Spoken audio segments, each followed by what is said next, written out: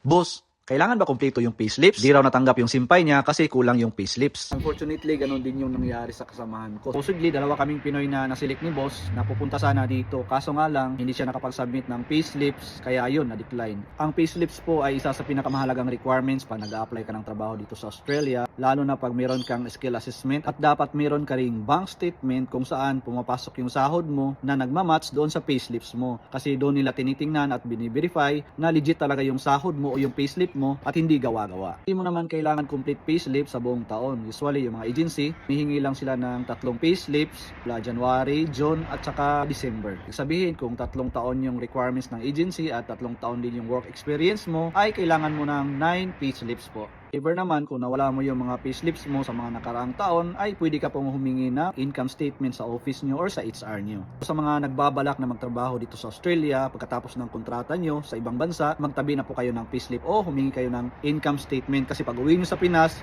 mahirap na po humingi nun. Para sa iyo boss na nagtatanong na nasa Japan, ay humingi ka na lang po ng income statement sa office nyo. Pero yung salary statement ay naka-kanji pa po yun or naka-Japanese. Kailangan pa ipatranslate yun sa English. Sa mga tomodachi ko dyan sa Japan, Otskari Samadis, kailangan nyo po ng translator o magpapatranslate kayo ng income statement, ay may i-refer po akong sensei. Naging sensei po namin siya sa Pinas, isa po siyang Haponesa at marunong din siya magtagalog, kaya kakaintindihan kayo. So PM nyo lang ako.